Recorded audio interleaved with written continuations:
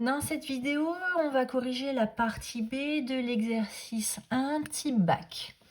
Cette fois-ci, on m'a donné la formule pour la fonction f. On m'a dit que f de x était égal à x plus 2 exponentielle moins x plus 1 pour un x qui appartenait à l'intervalle moins 2, 6. Première question. On me demande de déterminer la valeur exacte de f de 6. Donc, je vais remplacer x par 6 dans la formule. Ça me donne 6 plus 2 exponentielle moins 6 plus 1. Ça va me donner 8 exponentielle moins 6 plus 1. Ça, c'est la valeur exacte. Je ne peux pas aller plus loin sans utiliser la calculatrice. Si je tape ça sur ma calculatrice, ça va me donner environ 1,02. Attention, j'ai bien arrondi au centième. Deuxième question. On me demande de montrer que f' de x était égal à x moins 1 exponentielle moins x. Alors, quand je détaille f, donc on me demande de dériver. Je vous rappelle que quand on dérive, on a 4 méthodes. Ici, le fait qu'on ait plus 1, ça va me permettre de penser à la première règle, à savoir le terme par terme. Donc, je vais être amenée à dériver ce morceau-là, plus dériver 1.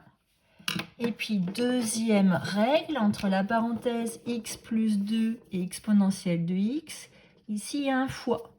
Donc, je vais être amenée à utiliser la règle du u fois v. Je rappelle, la dérivée de uv, ça me donne u'v plus v'u. Attention, je ne me trompe pas. Pour u, je vais choisir x plus 2. Pour v, je vais choisir exponentielle moins x. Et pas exponentielle moins x plus 1. Il n'y a pas des parenthèses. La parenthèse x plus 2, ici, elle ne multiplie que exponentielle moins x. Donc, la dérivée de u, ça va être 1. La dérivée de v, il va falloir que j'utilise la troisième règle, une troisième règle avec la dérivée de exponentielle de w, ça me donne w' exponentielle de w. J'ai donc besoin de savoir qui est w ici. W, ça va être moins x. Sa dérivée, ça va être moins 1. Donc, grâce à cette règle, je vais pouvoir dire que la dérivée de exponentielle moins x, ça va être moins 1 exponentielle moins x. Voilà, maintenant, je dérive f. Alors, ça, c'est le u fois v. Donc, la dérivée de ce paquet-là, c'est u' 1 fois v exponentielle moins x plus v' moins 1 exponentielle moins x fois u. Attention, on pense bien à mettre u entre parenthèses puisque u, c'est une somme et on veut que tout ça multiplie tout mon u. Donc, je mets bien des parenthèses.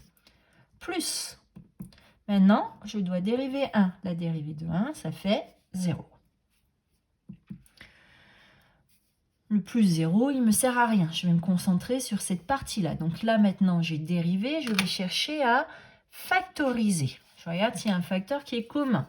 Je vois qu'ici, j'ai exponentielle moins x qui multiplie 1. Et là, j'ai exponentielle moins x qui multiplie moins 1, qui lui-même multiplie la parenthèse x plus 2. Donc, je vais pouvoir mettre exponentielle moins x en facteur. Que fait mon exponentielle moins x? Il multiplie, on a dit, dans un premier temps, le nombre 1. Et il multiplie moins 1, qui lui-même multiplie x plus 2. Dans mon deuxième facteur, j'enlève les parenthèses. Ça me donne 1 moins x moins 2. Quand une parenthèse est précédée d'un signe moins, on réécrit ce qu'il y a à l'intérieur en changeant tous les signes. Et j'obtiens donc exponentielle moins x, facteur de 1 moins 2, ça fait moins 1, moins x. Et je retrouve le f' demandé dans l'énoncé. La question numéro 2 est finie. Question numéro 3.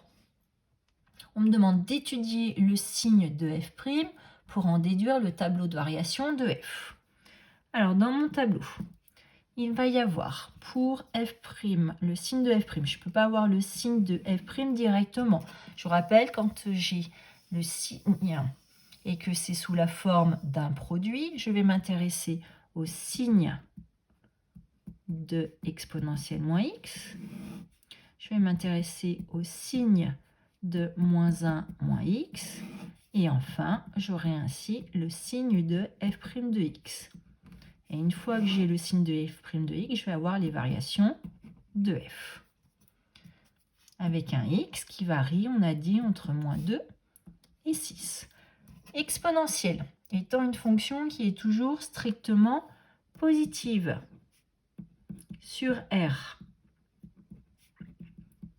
Je sais que dans cette ligne-là, je n'aurai que des plus. Pour l'instant, je ne les positionne pas parce que je ne sais pas combien de cases il y aura. Maintenant, je m'intéresse au signe de moins 1 moins x. Moins 1 moins x, c'est une fonction affine. Donc, je cherche d'abord à résoudre moins 1 moins x égale 0, ce qui veut dire que moins x égale 1, ce qui veut dire que x égale moins 1. Donc là, ça va s'annuler une fois, et ça s'annule en moins 1. Maintenant, il va falloir que je détermine les signes. Pour déterminer le signe, je vous rappelle que j'ai besoin d'aller regarder le coefficient directeur de ma fonction affine. Le coefficient directeur, c'est le nombre qui est devant le x. Donc là, il y a le moins, et il y avait le 1 qui n'était pas écrit. Donc le coefficient directeur ici vaut moins 1. Et je rappelle que moins 1, c'est un nombre qui est négatif. Ça va noter sur votre copie. Autrement dit, j'ai affaire à une droite qui descend entre guillemets. Si elle coupe l'axe des abscisses en moins 1, ça veut dire qu'avant, elle est au-dessus. Donc là, moins 1 moins x est positif et qu'après, elle bascule sous l'axe des abscisses. Autrement dit, moins 1 moins x est négatif entre moins 1 et 6. Maintenant que je sais le nombre de cases, dans la première ligne, je peux rajouter mes plus. Plus fois plus, plus. Quelque chose fois 0, 0. Plus fois moins, moins. Ma fonction f, elle est donc croissante sur l'intervalle moins 2, moins 1, puis décroissante sur moins 1, 6. En moins 2, je sors ma calculatrice et je remplace x dans la formule par moins 2. Moins 2 plus 2, ça fait 0. 0 fois quelque chose, ça va me donner 0, plus 1. Ma calculatrice m'annonce 1. Ici, on avait déjà la valeur exacte. 8 exponentielle de moins 6 plus 1. On me l'a fait calculer dans la première question. Il me faut maintenant calculer la valeur exacte en moins 1. Donc, je vais calculer à part f de moins 1 pour avoir la valeur exacte. Si dans l'énoncé, on me demande des valeurs exactes. Donc, ça fait moins 1 plus 2 exponentielle de moins 1 plus 1. Moins 1 plus 2, ça fait 1. 1 fois exponentielle moins 1, ça me donne exponentielle moins 1 plus 1. Là, c'est la valeur exacte. Si je veux la valeur approchée, je tape sur ma calculatrice ce nombre-là. Nous avons fini la question numéro 3. Il nous reste la question numéro 4. Dans la question numéro 4,